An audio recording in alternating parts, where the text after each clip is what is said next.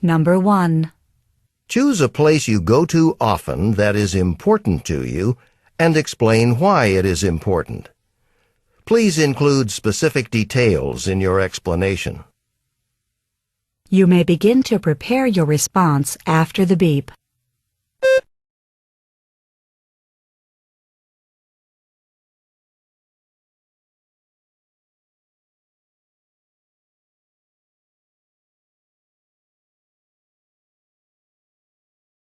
Please begin your response after the beep.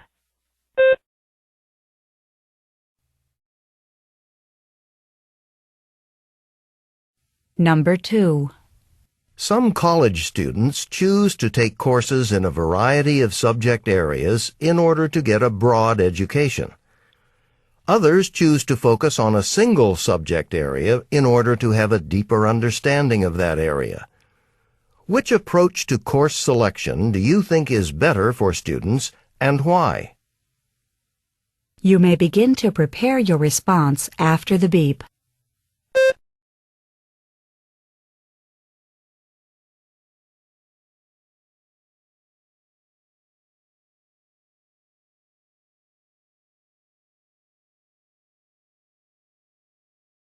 Please begin your response after the beep.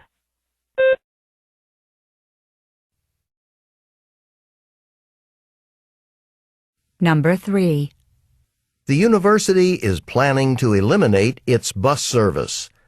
Read the article from the university newspaper about the plan. You will have 45 seconds to read the article. Begin reading now.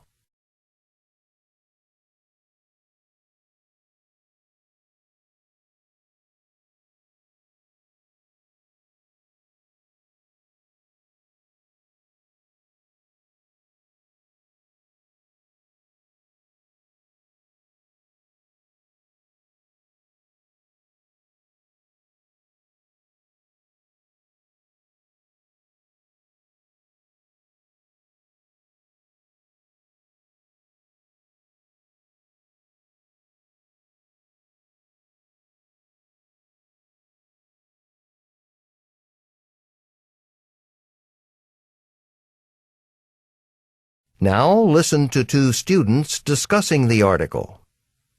I don't like the university's plan. Really? I've ridden those buses, and sometimes there were only a few people on the bus. It did seem like kind of a waste. I see your point, but I think the problem is the route's out of date. It only goes through the neighborhoods that have gotten too expensive for students to live in. It's ridiculous that they haven't already changed the route, so it goes where most off-campus students live now. I bet if they did that, they'd get plenty of students riding those buses. Well, at least they're adding more parking. It's gotten really tough to find a space. That's the other part I don't like, actually. Cutting back the bus service and adding parking's just going to encourage more students to drive on campus. And that'll just add to the noise around campus and create more traffic. And that'll increase the need for more parking spaces. Yeah, I guess I can see your point.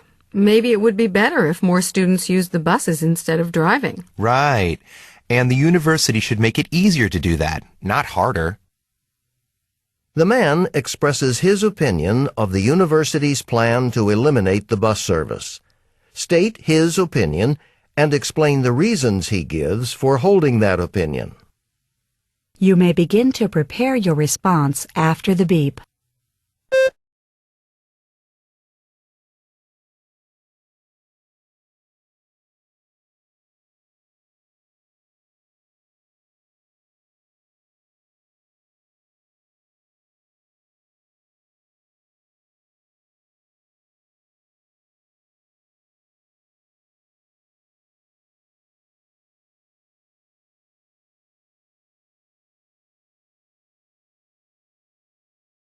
Please begin your response after the beep.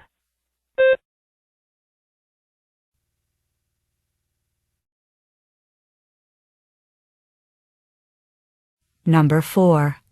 Now read the passage about the nature of social interaction. You will have 45 seconds to read the passage. Begin reading now.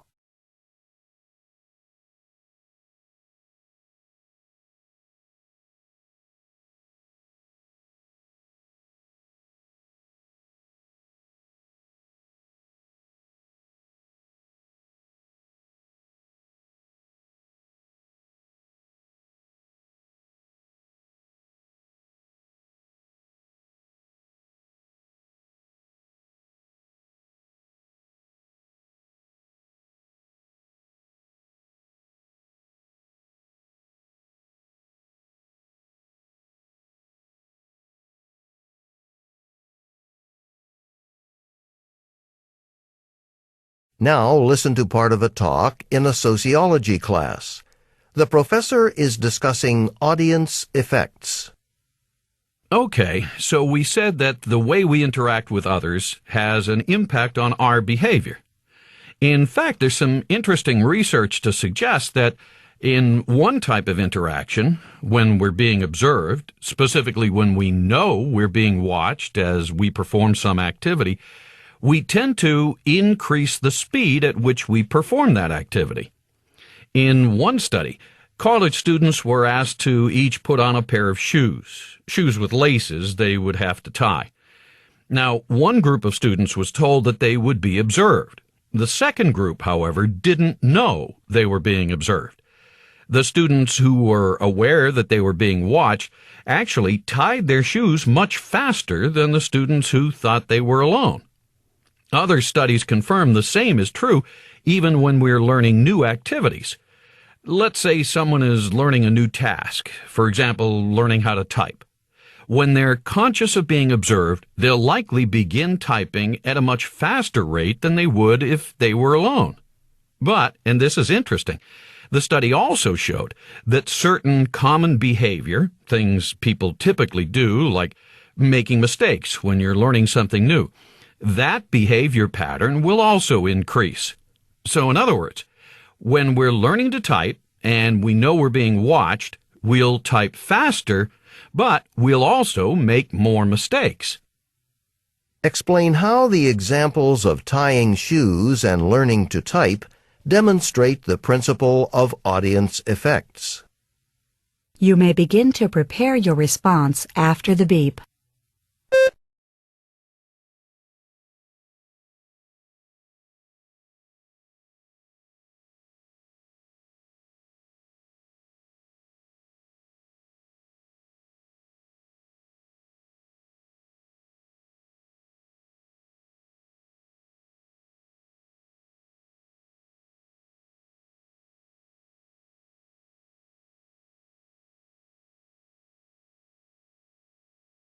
Please begin your response after the beep.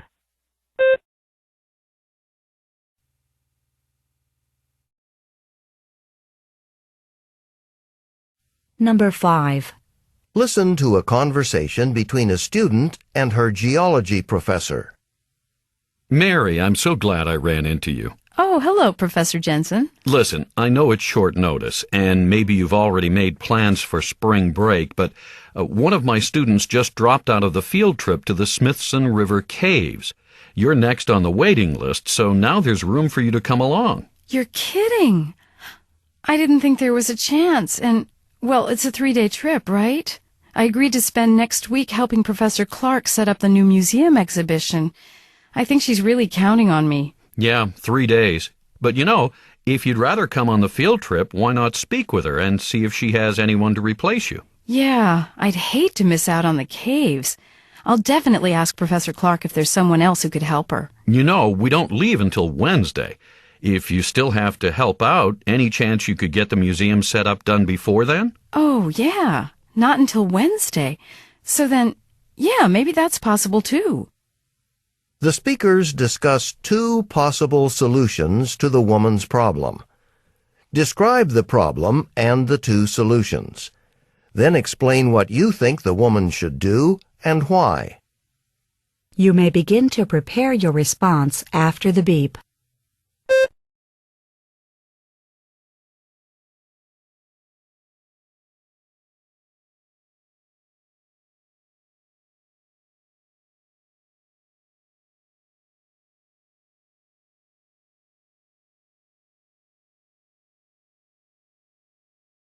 Please begin your response after the beep.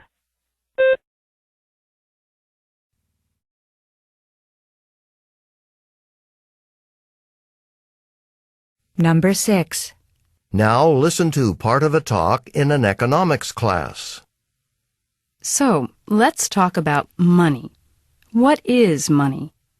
Well, typically people think of coins and paper bills as money. But that's using a somewhat narrow definition of the term. A broad definition is this. Money is anything that people can use to make purchases with. Since many things can be used to make purchases, money can have many different forms.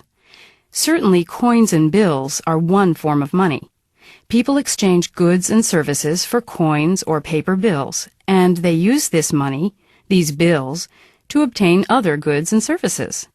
For example, you might give a taxi driver $5 to purchase a ride in his taxi, and he in turn gives the $5 to a farmer to buy some vegetables.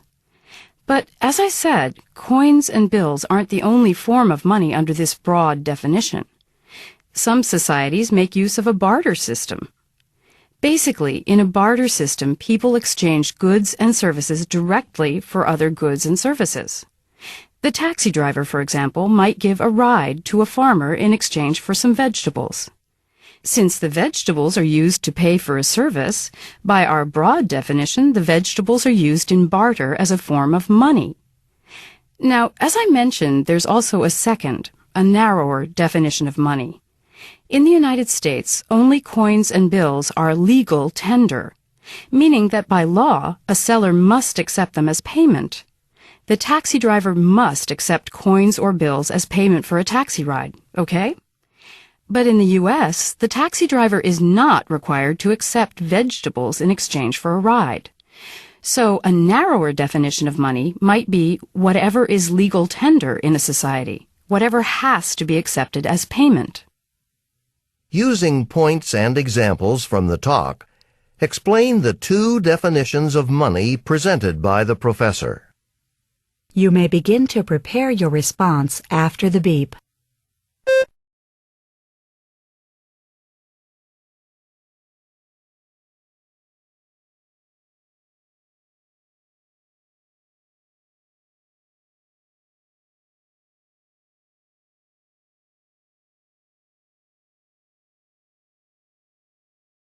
Please begin your response after the beep.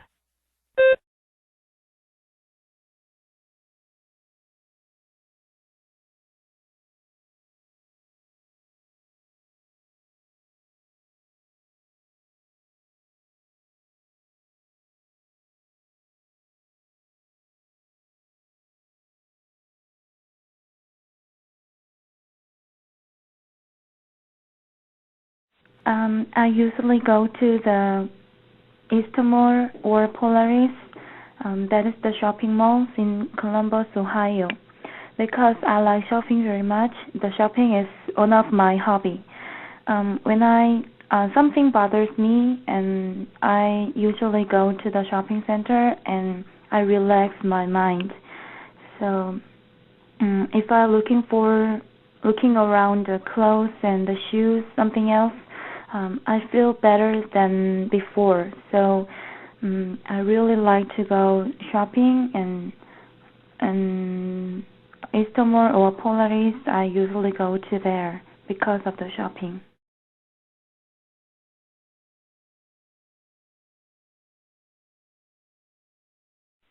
This is kind of a complicated question.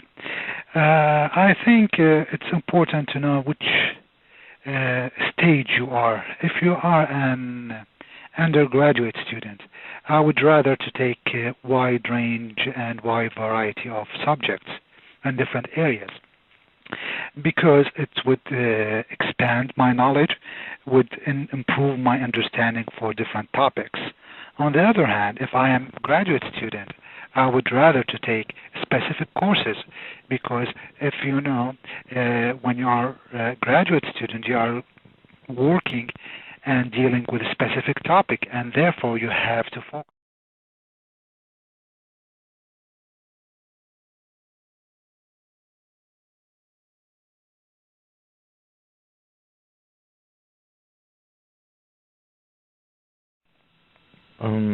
I think it's better to focus on a single subject area, so that I can have a deeper understanding of that area and I can be a professional about that topic or whatever the course I'm taking. And it's for me it's easier to concentrate on one thing, and most people will be easier if they concentrate on one thing. And it depends, but I prefer studying on the focused a single subject, so that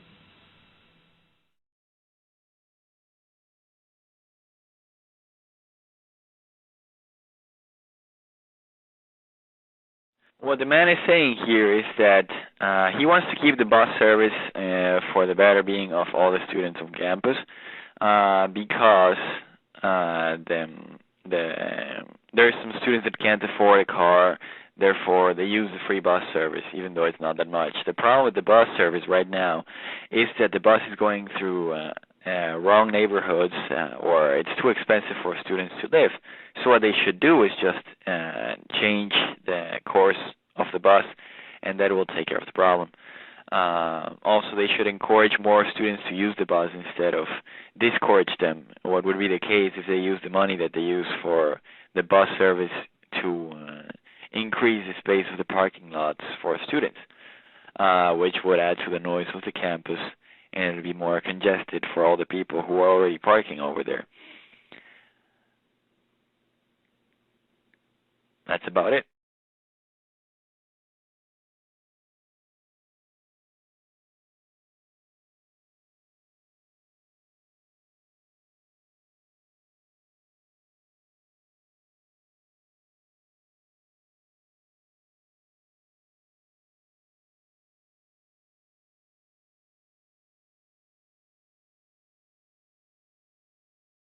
The man thinks that university's decision is wrong. According to his opinion, the bus shouldn't be eliminated. It creates a lot of trouble. And he thinks basically the bus route should be changed. Due to the existing bus route, many students can't avail the bus, and the overcrowded parking lots is an added problem, which is also due to the not riding the university bus. If the student hasn't a car, and if they cannot avail the bus, then few students are bound to drive their car and obviously overcrowded the parking lot.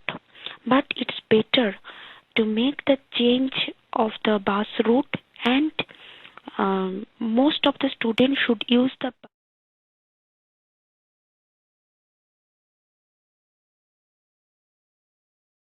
In this lecture, the professor gives two examples to illustrate the principle of audience effects. One of them is tying the shoes, and the other one learning to type.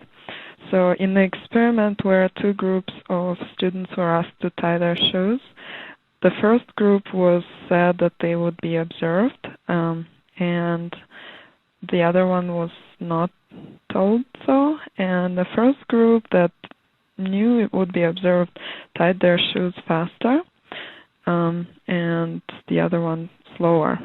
In the second example, learning new activities such as typing, again, when people are conscious of being observed, they type faster. However, they tend to make more mistakes as well. So the suggestion is to practice new activities alone in order to reduce mistakes. So these two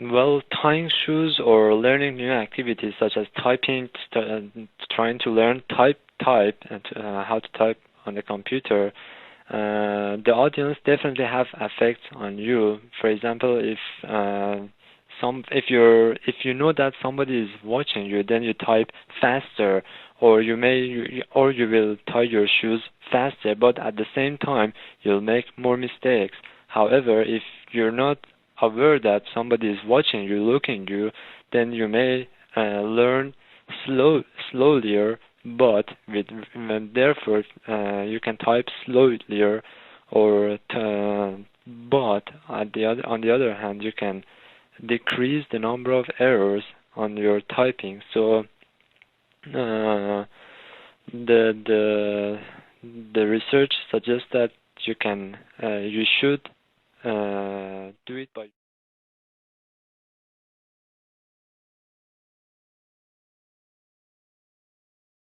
The problem is the woman got a chance to go to a field trip, but on the day for the field trip, she needs to do a museum setup for another professor, so she's not available on that day. The solutions are, first one, she could find another helper for the professor to do the setup. The second solution is she could do the setup before Wednesday when the field trip started, just to do it before she go to the field. So there's two solutions available for her, and I suggest her to do the setup, finish the setup before Wednesday when.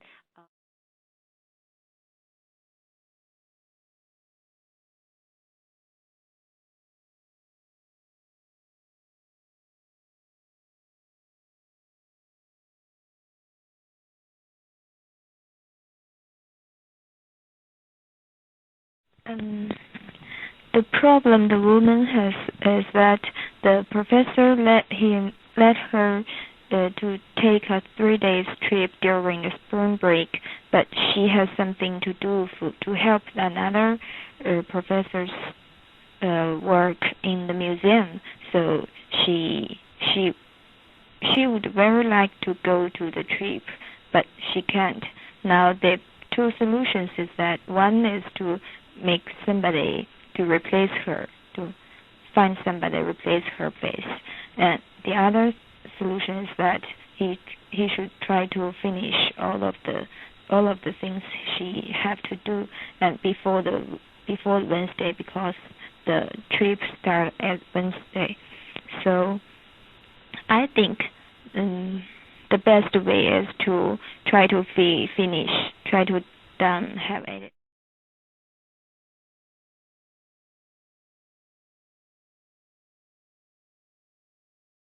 The professor said that money is a medium of exchange.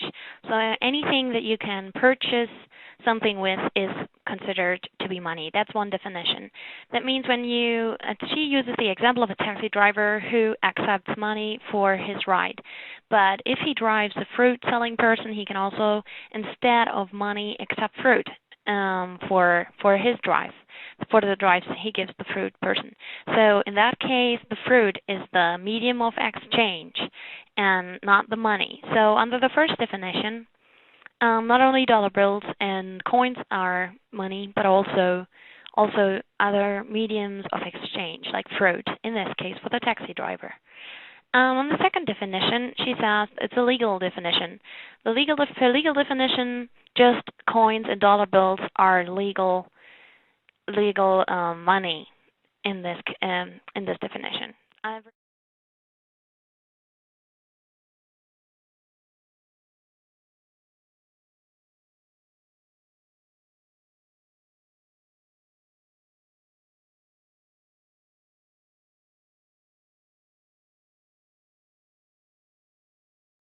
One of definition of money presented by the professor is money is that anything can exchange with to purchase.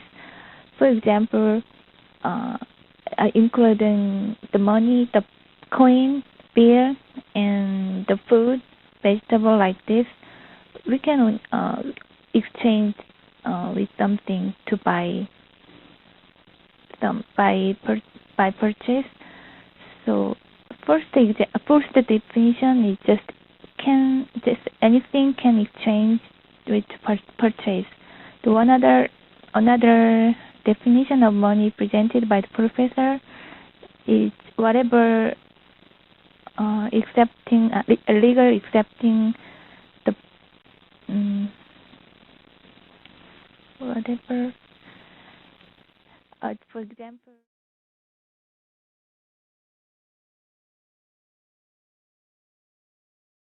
Now listen to part of a lecture on the topic you just read about. You know, often in science, new findings force us to re-examine earlier beliefs and assumptions. And a recent study of meerkats is having exactly this effect. The study examined the meerkat's behavior quite closely, much more closely than had ever been done before. And some interesting things were found, like about eating habits.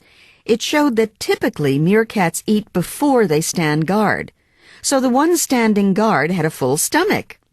And the study also found that since the sentinel is the first to see a predator coming, it's the most likely to escape, because it often stands guard near a burrow, so it can run immediately into the burrow after giving the alarm. The other meerkats, the ones scattered about looking for food, are actually in greater danger. And in fact, other studies have suggested that when an animal creates an alarm, the alarm call might cause the other group members either to gather together or else to move about very quickly, behaviors that might actually draw the predator's attention away from the caller, increasing that animal's own chances of survival. And what about people? What about some human acts that might be considered altruistic? Let's take an extreme case. Suppose a person donates a kidney to a relative, or even to a complete stranger. A selfless act, right? But doesn't the donor receive appreciation and approval from the stranger and from society? Doesn't the donor gain an increased sense of self-worth? Couldn't such non-material rewards be considered very valuable to some people?